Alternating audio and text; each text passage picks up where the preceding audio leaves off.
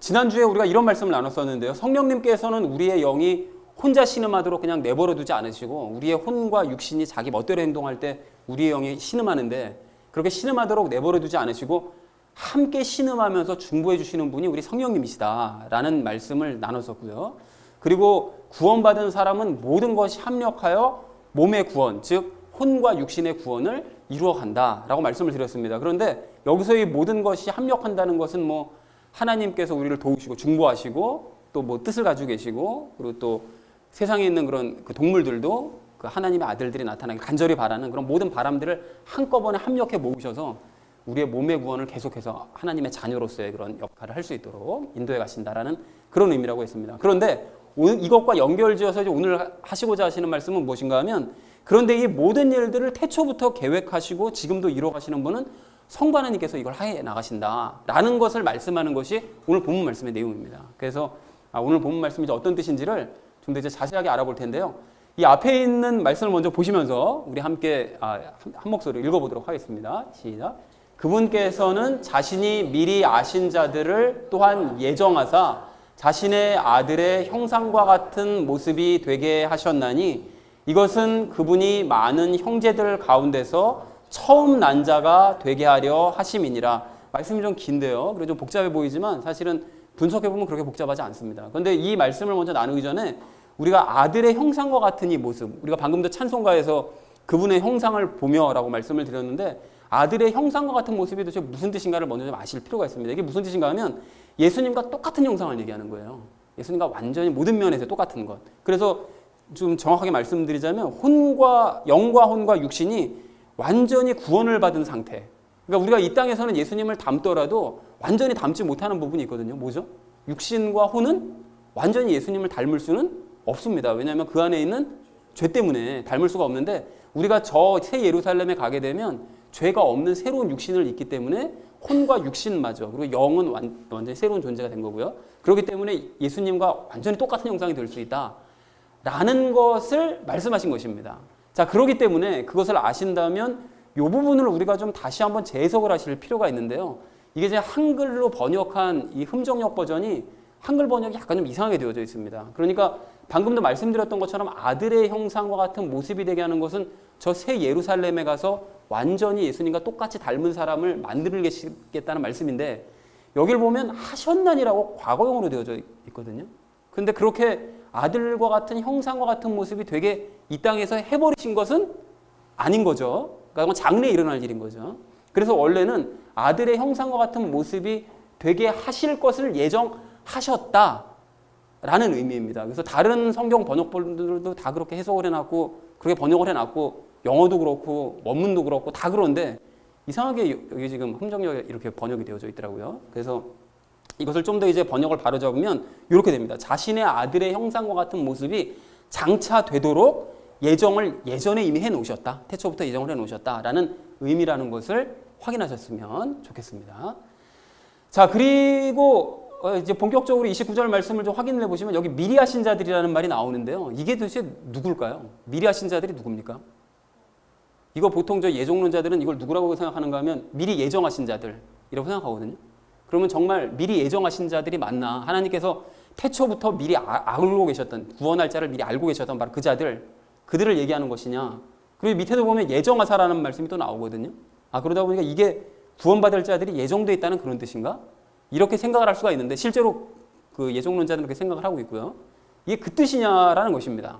근데 이게 아니라는 것이죠. 여러분 이게 왜 아닌 것인가 하면 제가 항상 말씀드리지 성경을 해석할 때는 앞뒤 구절과 연결시켜서 이해를 하셔야만 바르게 이해를 하실 수가 있습니다. 그러니까 바울이 사실은 이제까지 얘기해왔던 것이 무엇인가 하면 앞에서 합력하여 선을 이루어 가신다는 말을 했잖아요. 그러니까 모든 것이 합력해서 영의 구원을 받은 사람은 혼과 육신의 구원을 이루어가는 삶을 살아간다 라고 얘기하시다가 갑자기 그런데 구원은 예정돼 있어. 이런 얘기를 하실 리가 있습니까? 없습니까? 그런 얘기를 하실 리가 없다라는 거죠. 근데 여기서 예수님을 닮아가는 삶이야, 선이. 그래서 바울이 뜬금없이 예정에 대해서 말씀을 하셨을 리가 없다라는 거예요. 그러니까 이것은 예정에 대한 이야기가, 예정론에 대한 이야기가 아니라는 것입니다. 자, 그래서 다시 한번 우리가 확인하자면 미리 하신 자들을 그럼 누구냐? 누굴까요? 이게 미리 하신 자들이 바로 우리는 알고 있습니다. 성령님과 연합한 자들인 거예요. 그러니까 영이 믿음으로 말미암아 성령님과 연합하면, 그래서 우리 안에 계시면, 그러면 하나님께서는 당연히 그렇게 영과 연합한 자들을 아시죠. 당연히 알고 계시잖아요. 그러니까 그걸 미리 아신 자들이라고 말씀하신 거죠. 그러니까 혼의 구원, 육신의 구원을 완전히 이루어지기 전에 이 땅에서 미리 알고 계신 자들, 영의 구원을 봐서 알고 계신 자들, 잘 알고 있는 바로 그 자들을 예정을 하셨는데, 예정하셨다라는 이 뜻도 방금 아까 전에 처음에 설명드렸던 것처럼 장차 당신의 아들과 같은 형상이 만들도록 그걸 예정을 하셨다라는 그런 의미라는 것이죠. 그러니까 예수님과 똑같은 모습이 되도록 예정을 하셨다라는 의미라는 것입니다. 그러니까 새 예루살렘에 가면 영의 구원을 받은 자들이 예수님과 똑같은 형상이 되게끔 아예 예정을 해 두셨다라는 거예요. 이 땅에서는 예수님을 똑같이 닮을 수 없지만 새 예루살렘에 가면 완전히 똑같은 형상이 될 수 있도록 미리 예정을 해 두시고 하실 것이다 라는 것을 말씀하고 있더라는 것입니다. 여러분 이해들이 되시고 계시는 거죠. 자, 그래서 다시 한번 말씀을 드리자면 구원받을 사람을 예정해 두셨다는 그런 의미가 아니라 믿음으로 영의 구원을 일단 받은 그런 사람들, 성령님과 하나 된 사람들을 장차 예수님과 꼭 닮은 형상으로 만들기로 예정을 해 두셨다라는 거예요. 그러니까 우리가 새 예루살렘에 가면 자동적으로 예수님과 같은 형상이 된다라는 것을 의미한다라는 것입니다. 자, 그리고 여기서 이 그분이라고 되어 있는데, 여기서 그분이라는 것은 당연히 예수님을 말씀하시는 것이고요. 그리고 많은 형제들은 누굴까요? 예수님의 형제들이 누군가 하면 그리스도인들을 얘기합니다. 그런데 놀랍게도 우리를 형제로 여기신다라는 거예요. 그러니까 예수님이 하나님의 아들이시고 우리도 하나님의 자녀니까 예수님이 우리를 형제로 여기신다는 거예요. 이게 얼마나 말도 못할 감격입니까? 사실은 그럴 만한 존재가 아닌데 그렇게 여겨주신다는 거죠. 그래서 많은 형제들 가운데서 처음 난 자가 되게 하신다고 그러는데, 처음 난 자가 된다는 것은 예수님과 꼭 닮은 존재들 중에 최초가 되게 하시려고 하신다. 그러니까 예수님이 최초고 그 이후로 우리도 새 예루살렘에 가게 되면 예수님과 같은 형상, 같은 형제로서 살게 된다라고 말씀을 하시더라는 거죠. 그리고 이것도 최초라는 말이 왜 23절을 보시면 성령님으로 난 첫 열매 기억나시죠? 그 첫 열매가 최초로 된 열매시라는 것이죠. 자, 그래서 전체 의미, 29절 말씀을 전체 의미를 다시 한번 우리가 정리를 해보자면 이렇게 될 수가 있는데요. 성부 하나님께서는 성령님과 연합한 사람들을 장차 예수님과 꼭 같은 형상이 되도록 예정을 해 두셨는데, 이것은 예수님이 많은 그리스도인들 가운데서 처음 열매가 되셨다라는 그런 의미다라는 의미가 바로 29절의 의미라는 것입니다. 그리고 맞이로서 장래의 우리 모습을 미리 보여주신 거죠. 예수님께서 부활하셨을 때 바로 그 모습이, 저 모습이 바로 우리가 장차 입게 될 바로 그 모습이구나 라는 것을 미리 보여주셨다라는 의미라는 것입니다. 자, 그리고 이어진 이제 30절 말씀도 우리 함께 읽어볼 텐데요. 함께 읽겠습니다. 시작. 뿐만 아니라 그분께서는 자신이 예정하신 그들을 또한 부르시고, 자신이 부르신 그들을 또한 의롭다 하시고, 자신이 의롭다 하신 그들을 또한 영화롭게 하셨느니라 라고 말씀을 하세요. 근데 여러분 여기서 이 뿐만 아니라 라는 것은 앞에서 방금 29절 말씀하셨던 바로 그겁니다. 그러니까 장차 예수님을 닮은 사람들을 만드실 뿐만이 아니라 이제 그걸 말씀하시는데요. 그러니까 좀 더 자세하게 말씀드리자면 먼 미래의 일만 우리 하나님께서는 계획하시고 이 땅에서는 손 놓고 계시는 것이 아니라 이 땅에서도 그때까지 일을 계속 하시는데, 무슨 일을 하시는지 그 다음에 얘기를 하고 계시는 거죠. 어떤 일을 하시는지 이제 봤더니요, 부르신대요. 그러니까 예정하신, 장차 예수님의 형상과 똑같은 닮은 사람들을 예정하신 그들을 부르시는데 어디로 부르시는가 하면 교회나 어떤 모임이나 이런 곳으로 이제 당신의 자녀들을 이제 불러 모으시는 거죠. 불러 모으셔서 의롭다 하신대요. 그러니까 영이 성령님과 하나 되어 있기 때문에 의롭다고 말씀을 하시는 거죠. 그리고 또한 영이 뭐 때문에 신음한다고 그랬었죠? 우리의 혼과 육신이 자기 멋대로 행동하면 우리 안에 있는 영이 힘들어하면서 신음하는데, 그럴 때마다 구원 못 받은 건가? 막 괴로워하면서 낙담하고 있을 때 우리 하나님께서는 아니야, 너 의인이야, 의롭다고 격려해 주신다라는 그런 의미라는 거죠. 그러니까 절대 낙심하지 말고 이 일은 내가 이루어갈 거니까 너는 열심히 기도만 해. 그럼 내가 이루어갈게라고 우리를 늘 의인이다 격려해 주시고, 또 영화롭게 하신다고 말씀하시는데요. 이 영화롭다라는 이 의미는 사전의 의미를 찾아보니까 하나님의 영광을 주다라는 그런 의미를 가지고 있더라고요. 그래서 이것을 다시 한번 좀 쉬운 우리가 알 수 있는 말로 표현을 해보자면 예수님을 닮은 영광스러운 모습을 드러내게 하신다라는 그런 의미입니다. 그러니까 결국 예수님을 닮게 하신다라는 그런 의미라는 거예요. 그러니까 하나님의 영광, 성령님을 주셔서 그래서 예수님을 닮은 그런 모습을 드러내도록 만들어 가신다라는 그런 의미라는 것입니다. 그래서 밑에 설명돼 있죠. 혼과 육신이 아직 미약하지만 그 와중에도 예수님을 닮은 모습을 드러내게 만들어 가신다라는 그런 의미라는 것입니다. 자, 그리고 여기 보시면 이제 하셨느니라라고 여기도 이제 과거형으로 되어져 있는데요. 여러분 이것을 아까 전에 그 29절 말씀과 좀 구별하셔야 되는데, 아까 전에 29절 말씀은 예수님과 똑 닮은 그런 형상을 만드시는 것은 새 예루살렘에 가서 만드실 것이기 때문에 그것이 과거형으로 쓰이면 안 되지만, 이것은 이 땅에서 이루실 일이기 때문에 이 땅에서는 영화롭게 하시기도 하십니다. 그게 무슨 소린가 하면, 스데반 집사나, 제가 잠시 후에 이거 얘기를 말씀드릴 텐데요, 스데반 집사나 12사도들이나 바울 등이 영화롭게 된 선례들이라는 거예요. 그 사람들이 예수님을 뭐 완벽하게 닮지는 않았지만 그래도 예수님과 정말 가깝게 닮은 그런 사람들이 되도록 만드셨다는 것이죠. 영화롭게 만드셨다는 것이죠. 그리고 또 우리도 영화롭게 된 부분이 있는데 부족하지만요. 어떤 것이냐면, 과거의 우리와 비교를 해보면, 과거의 나와 현재의 나를 비교해보면 굉장히 많이 영화로워졌습니다. 그렇죠. 그래서 예전에는 정말 끔찍한 삶을 살았었지만 지금은 굉장히 많이 변화된 삶을 살고 있다라는 걸, 영화롭게 되었다라는 것을 확인을 하실 수가 있겠습니다. 자, 그래서 30절 말씀을 전체 의미를 우리 좀 보시자면 이렇습니다. 하나님께서는 장래에, 장차 새 예루살렘에서 예수님의 형상으로 우리를 만드시기 전에 이 땅에서도 예정한 우리들을 이제 불러 모으시는데, 불러 모으셔서 우리를 의롭다고 격려해 주시고, 늘 격려하시면서 용기를 주시고, 또한 그들이, 우리가 예수님의 영광을 드러내도록 만들어 가신다. 우리가 그러니까 예수님의 영광을 과거에 비교해 보면 이미 영광을 드러내 그런 삶을 살도록 만드셨고, 또한 장차도 계속 드러내도록 만들어 가신다라는 것이 30절 말씀의 의미라는 것입니다. 자, 그래서 이 지난주와 연결해서 본문을 다시 한번 좀 총정리를 할 수가 있는데요. 이렇게 정리해 볼 수가 있습니다. 믿는 자들은 신음하는 중에도, 그러니까 영이 성령님과 하나 된 자들은 혼과 육신의 그런 그 제멋대로 활동하는 것 때문에 신음하지만, 그런 중에도 모든 것이 합력해서 예수님을 닮아가도록 우리가 인도함을 받고 있죠. 그것이 28절 말씀, 지난주 말씀이었는데요. 그런데 여기 희망적인 말씀이 있다는 거예요. 무슨 희망적인 말씀이 있는가 하면, 성부 하나님께서는 장차 우리를 예수님과 꼭 닮은 사람으로 만들려고 예정해 두셨다는 거예요.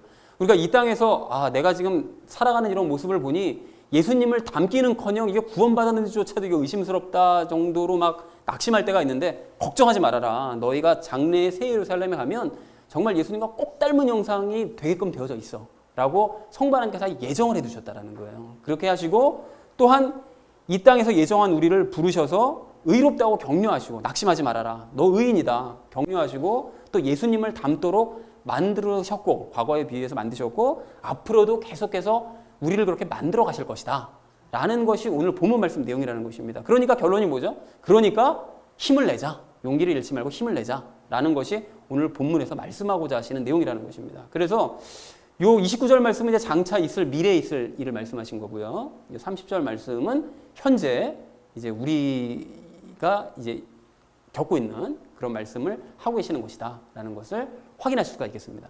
자, 그래서 이렇게 본문 말씀을 이제 나누셨다면, 이제 오늘 말씀을 이제 적용하면서 말씀을 나누셔야 되는데, 그 적용을 할 때 첫 번째로 나누려고 하는 이야기가 예정론에 대한 이야기거든요. 아까 예정에 대한 이야기가 나와서 예정론에 대한 이야기를 잠시 나누려고 하는데, 그것을 제가 말로 하기보다 이 앞에 화면을 먼저 보시면서, 오늘은 좀 예정론에 대해서는 화면을 보시면서 말씀을 나누도록 하겠습니다. 자, 여러분 오늘 29절 말씀을 이 예정론에 대해서 설명한 말씀으로 이해하는 사람들이 꽤 많습니다. 왜냐하면 예정이라는 단어가 나오니까 이거 봐라, 예정론에 대해서 말씀하고 계시지 않냐, 이제 이렇게 단순하게 이해하는 사람들이 굉장히 많거든요. 근데 예정론이 무엇인가 하면 구원받을 사람과 지옥 갈 사람이 미리 정해져 있다는 이론이에요. 그러니까 아예 태초부터 하나님께서 정하시기를 구원받을 사람을 아예 다 정해 놓으셨고 지옥에 갈 사람도 이미 다 정해 놓으셨다는 그런 이론입니다. 그러면 이것을 이렇게 이해하는 사람들이 있는데, 그렇다면 오늘 본문 말씀은 구원받을 사람이 사실 예정되어 있다는 내용과는 우리가 살펴보니까 전혀 상관이 없었잖아요. 그것이 무슨 예정론에 대한 이야기가 하는 것이 아니었던 것이고, 영의 구원을 받은 사람이 장차 예수님을 꼭 닮도록 예정이 되어 있다. 그러니까 이거는 구원받을 사람이 예정되어 있다는 것이 아니라 이미 이 땅에서 구원받은 사람이 저 새 예루살렘에서 예수님을 꼭 닮은 사람이 된 것이 예정되어 있다는 그런 내용이니까 전혀 예정론과는 상관없는 그런 내용이라는 것을 우리가 확인을 했다라는 것입니다. 하지만 말이 나온 김에 우리가 좀 생각해 볼 것이 있는데요. 구원받을 사람과 지옥에 갈 사람이 미리 정해져 있다는 예정론이 맞는 이론이냐, 맞는 것이냐, 맞을까요? 맞지가 안 씁니다. 전혀 맞는 이론이 아니라는 거예요. 여러분, 그래서 왜 아닌지를 이제 오늘 꼼꼼하게 따져보려고 하는데요. 성경에서는 오직 믿어야만 구원을 받는다고 아주 분명하게 말씀하세요. 믿어야만 구원받는다.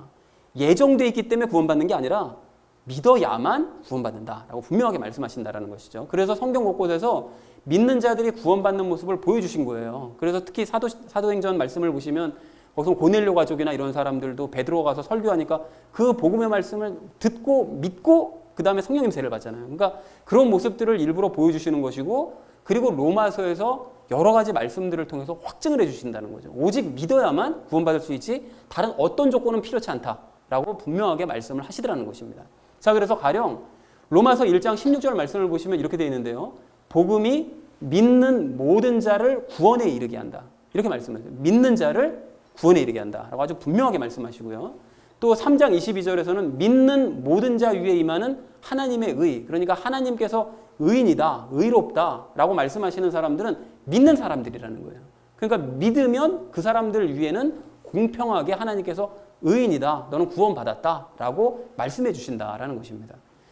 그리고 또한 3장 28절 말씀도 마찬가지인데요. 믿음으로 의롭게 되었다. 위의 말씀까지 같은 얘기죠. 믿으면 의롭게 된다. 의인이 될 수 있다. 구원받을 수 있다라고 말씀하시고요. 그리고 4장에서는 아브라함이 하나님을 믿음에 그것을 그에게 의로 여기셨다라고 말씀하세요. 4장 3절에서. 그러니까 이거 여러분도 기억하시나요? 그 아브라함이 발견한 것이 있다고 그랬었잖아요. 그러니까 자기가 10가지를 잘못해도 한 번 믿으니까 하나님께서 그것을 의롭다고 해주시더라. 그것이 이제 아브라함 우리 할아버지가 발견하신 것이다라고 이제 바울이 얘기를 했었는데요. 바로 그겁니다. 그러니까 믿으면 그러면 하나님께서 그것을 의롭다, 너는 구원받았다, 그리고 의인이다라고 분명하게 말씀을 해주신다라는 것이죠. 그리고 너무나 명백하게도 10장에서요. 믿으면 구원을 받으리니라고 아주 분명하게 말씀을 하시더라는 것입니다. 그래서 이 모든 말씀들을 이거 외에도 다른 성경은 더 쓸 수도 없는데요. 이 모든 말씀들을 다 정리를 해봤을 때 구원은 예정돼 있는 사람들이 받는 것이 아니라 누가 받는다고요? 오직 믿는 사람들이 구원을 받는 것이다 라는 것을 확실하게 성경을 통해서 우리가 알 수 있다는 것입니다. 자, 그렇다면 질문이 생기죠. 근데 왜 성경에는 왜 예정이라는 단어가 그런데 왜 나오는 거죠 도대체? 아니면은 그 예정과 유사한, 그래서 뭐 미리 아신 자들이라든지 아니면 미리 뭔가를 정하셨다든지 이런 유사한 단어들이 도대체 왜 나오는 겁니까? 예정이 아니라면 그런 단어가 왜 나오는 거죠? 라고 이제 질문하실 수가 있는데 이게 이유가 있습니다. 하나님께서는 예정은 하실 수가 있어요. 예정을 하시는 경우가 있습니다. 예정을 하신 것이 맞는데 구원도 사실은 예정하신 것이 맞는데 구원받을 사람을 예정해 두신 것이 아니라 이게 중요합니다. 믿는 자들을 구원하기로 태초부터 예정하셨기 때문에 예정이라는 단어가 나오는 거예요. 이거 다시 한번 우리 노란색 읽어볼까요? 시작. 믿는 자들을 구원하기로 태초부터 예정하셨다. 이거라는 것입니다. 그러니까 구원할 사람을 예정하신 것이 아니라 믿는 사람들을, 그러니까 태초 세상을 만드실 때 장차 나와 내가 하는 말을 믿는 사람들을 나는 구원하겠다라고 아예 그때부터 결정을 해 두셨다라는 거예요. 그러니까 단순하게 간단하게 말씀드리자면 사람을 예정하신 것이 아니라 구원의 시스템을 예정을 해 두셨다. 그렇기 때문에 예정이라는 단어가 성경에서 자꾸 나온다라는 것을 분명히 기억하시면 예정론에 대해서 흔들리지 않으실 수가 있습니다. 헷갈리지 않으실 수가 있는 거죠. 자, 그래서 가령 이제 이 예정론자들이 예정이 맞다라고 주장하는 그것 중에 하나가 이제 에베소서 말씀을 가지고 예를 많이 들거든요. 근데 에베소서 말씀 중에 이런 게 있어요. 세상의 창건 이전에 그분 안에서 우리를 택하셨으면 이렇게 돼 있으니까, 이거 봐, 이거 틀림없이 이거 예정이잖아. 세상의 태초에 세상을 만드시기 이전에 우리를 택하셨다. 이렇게 돼 있으니까 틀림없이 예정 아니냐. 이렇게 주장을 한단 말이죠. 그리고 또한 이것도 마찬가지인데요. 우리를 예정하사 예수 그리스도를 통해 자신의 아이로 입양하셨다. 이렇게 하니까 이거 봐라. 그러니까 하나님께서는 우리를 예정하셔서 당신의 아이로, 그러니까 하나님의 자녀로 아예 입양을 하셨다고 그러시지 않냐. 그러니까 뭐 빼도 박도 못하게 이거는 예정 아니냐. 이렇게 주장들을 하거든요. 그럼 맞는데? 이렇게 생각하실 수가 있는데 여러분 아니라는 것입니다. 왜 아닌가 하면 여러분 이게 중요해요. 그분 안에서. 이걸 빼먹고 자꾸 주장들을 하거든요. 이게 가장 중요한 말씀인데 이걸 빼먹고 얘기하면 예정이죠. 세상의 창건 이전에 우리를 택하셨으면 이러면 예정이죠. 그런데 그분 안에서가 중요한데 그분 안에서가 무슨 뜻이죠? 예수님과 하나됨. 그러니까 누구누가 안에서는 하나 됐다고 얘기했었죠. 그러니까 예수님과 하나 된 상태에서란 뜻이에요. 그러니까 예수님과 하나 되려면 어떻게 되는 거죠? 믿어야만 예수님과 하나 되죠. 그러니까 믿는 사람, 그러니까 믿어야만 예수님과 하나 되는데 그거를 넣어가지고 여기서 다시 한번 해석을 해보면 하나님께서는 믿음으로 말미암아 예수님과 하나 된 자들을 택하시기로 세상을 만드시기 이전서부터 그걸 결정을 해주셨다. 이런 의미가 된다는 거예요. 그러니까 이거를 빼버리면, 그분 안에서를 빼버리면 빼도 박도 못하게 예정론인데 저걸 넣어서 믿어야서 예수님과 하나 된 사람들을 택하시기로 창건 이전에, 세상의 창건 이전에 예정해 두셨다라는 그런 의미가 된다는 것입니다. 그러니까 저 중요한 단어를 빼먹으면 전혀 엉뚱한 의미가 된다는 것이죠. 저 밑에도 마찬가지인데요. 예수 그리스도를 통해라는 것은 요거를 빼먹고 얘기해요. 그러니까 우리를 예정하사 하나님의 자녀로 입양하셨다. 이렇게 하면 안 되죠. 저 중요한 단어를 빼먹었는데 예수 그리스도를 통해라는 것은 당연히 예수님과 하나됨을 통해, 예수님과 하나 되는 것도 마찬가지로 다시 한번 믿음으로 말미암아 예수님과 하나 되니까, 그러니까 하나님께서는 예수님과 하나 된 자들을 당신의 자녀로 입양하기로 예정을 해두셨다라는 그런 의미라는 것입니다. 그러니까 요것을 의미를 알고 모르고가, 이게 무슨 뜻인지를 알고 모르고가 성경을 어떤 방향으로 이끌어가는지를 전혀 엉뚱하게 이끌어갈 수 있다는 사실을 우리가 확실하게 깨달을 수가 있다는 것이죠. 그래서 예정론은 말이 안 된다. 이것이 바로 하나님께서 태초부터 구원의 시스템을 예정해 두셨다는 결정적인 증거다, 거꾸로 라고 우리가 얘기할 수 있다는 것입니다. 이해들이 되셨죠, 여러분? 네. 자, 그래서 갈라디아서를 비롯한 다른 성경 말씀에도 그래서 계속해서 사실은 성경을 보시면 믿음을 강조하시는 것이고요. 그리고 로마서에서도 1장서부터 무려 5장까지 계속해서 믿음만 계속해서 강조하고 계신다라는 사실을 우리가 알 수 있습니다. 그리고 믿음을 강조하시고 난 다음에 6장서부터 7장까지 뭐 강조하셨죠? 믿음의 정반대인 죄 가지고 얘기하셨잖아요. 그죠? 그러니까 믿음과 대비해서 죄를 6장, 7장에서 그렇게 또 강조하셨다는 것이죠. 그러니까 성경이 다 이 시스템에 맞게 믿음만 주목할 수 있도록 다 쓰여졌다는 것을 확인할 수가 있다는 것이죠. 자, 그리고 가령 구원받을 사람이 예정되어 있다는 말이 만약 맞다면, 만에 하나 것이 맞다라고 주장을 한다면 사실은 믿음은 필요 없죠. 그리고 예수님도 굳이 죽으실 필요가 없습니다. 그렇잖아요. 믿지 않아도, 예수님이 죽지 않으셔도 예정된 사람은 어차피 구원을 받을 것인데 뭐 하려 믿냐는 거예요. 뭐 하려 예수님 왜 돌아가시죠? 왜 굳이 이 땅에 오셔가지고 사람 몸 입으시고 그냥 온갖 고생하시다가 그냥 십자가, 아무 의미가 없다라는 거죠. 예정돼 있으면 이러실 필요가 없었는데 왜 그렇게 하셨겠느냐는 거예요. 그러니까 예정은 아니라는 것입니다. 그래서 그렇다면 성경에도 그리고 또한 믿음으로 말미암아 구원받는다가 아니라 예정으로 말미암아 구원받는다고 분명히 어느 한 곳에 기록이 되어져 있을 텐데 그런 기록은 단 한 차례도 없습니다. 아까 전에 에베소서 말씀이 이게 예정론에 대한 이게 강력한 구절 아니냐라고 주장하지만 우리가 살펴봤듯이 이건 예정론에 대한 주장이 아닌 거죠. 단어 빼고 지네 멋대로 해석한 것입니다. 자, 그래서 구원은 이미 정해져 있다고 주장한 이 또 다른 사람들이 이제 성경에 사실은 기록되어져 있는데요. 그들이 누굴까요? 지금 예정론을 주장하는 사람들 말고 아주 오래전서부터 자신들은 구원이 예정되어 있다라고 주장한 사람들이 있었거든요. 누구죠? 바로 유대인들입니다. 유대인들이 자기들은 아브라함의 후손이기 때문에 날 때부터 아예 우리는 구원을 받는다. 우리는 구원이 정해져 있어. 라고 생각했던 사람들이 유대인들이었어요. 그러니까 구원이 정해져 있다고 생각하니까 예수님을 믿을까요? 안 믿을까요? 안 믿죠. 예수님 믿는 것이 소용이 없는 거예요. 왜냐하면 우리는 아브라함의 후손이니까 어차피 구원받는데 내가 너를 왜 믿냐? 이렇게 된 거죠. 그런데 그랬기 때문에 망한 거예요. 그들이. 그러니까 정해져 있다고 생각했기 때문에 믿지 않고 그러니까 망한 것입니다. 자, 그래서 우리는 믿어야만 한다라는 사실을 확실하게 마음 가운데 정리를 하셨으면 좋겠습니다. 자, 그리고 또 하나가 이제 이렇게 믿어야만 한다고 이제 주장을 하면, 그러니까 우리 믿어야 돼 이렇게 주장하면 예정론자들이 또 뭘 얘기하는가 하면, 야, 그렇게 너가 믿어보려고 하는 것 자체가 네 공로야.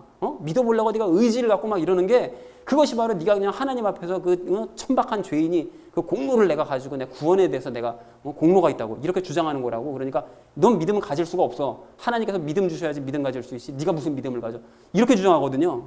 그런데 여러분 한번 생각해 보시자는 거죠. 요셉의 경우를 생각을 해보시면 이게 간단하게 해결될 수가 있는데요.